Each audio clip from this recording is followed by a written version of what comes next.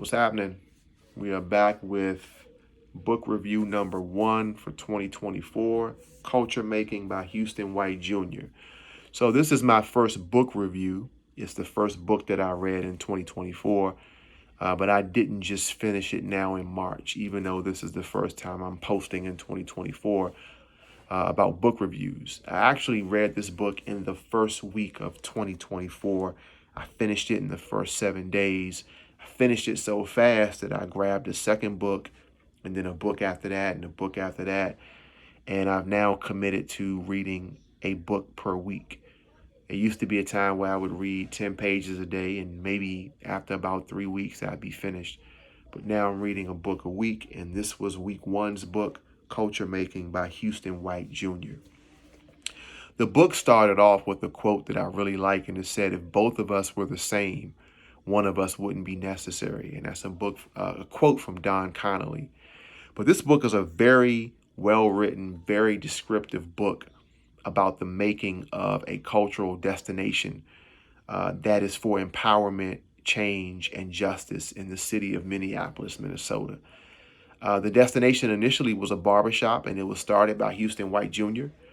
But slowly but surely, it became a cultural destination for people throughout the city. And there were some events that took place in Minnesota as it relates to police-involved shootings that began to morph the barbershop into a cultural destination where people began to do community building and strategizing in response to social issues. And it became a social impact destination.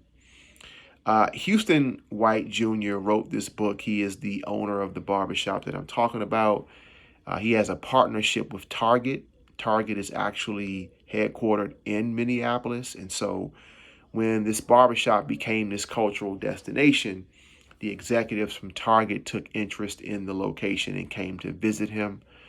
They ended up talking to him and worked out a number of partnerships with him, and he's been off to the races ever since. He really believes that entrepreneurship is the way to create change.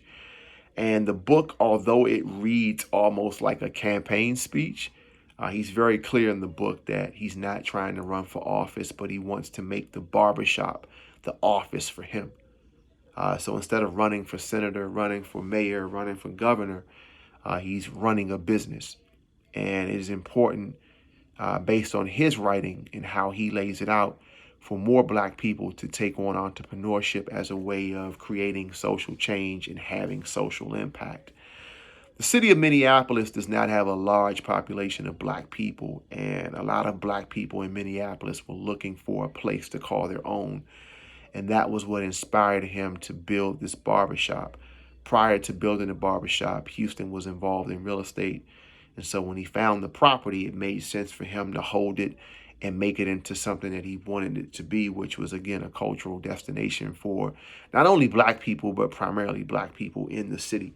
There were a number of executives who, by way of being hired by Target and other corporations that may have had offices in Minneapolis, they wanted to find a place where they could call their own. And the barbershop he created was a place for those people. And prior to it being there, there were a lot of Black people who were wondering if they would stay in that city. And they were wondering how much that city had to offer them. So the book talks about him intentionally creating the space for Black people to feel seen in the city of Minneapolis. And as I read the book, one big lesson that I took away was that whenever your space has a missing component, you've got to identify that missing component and build out whatever is missing in such a way that the tribe can actually see it clearly and they're attracted to it.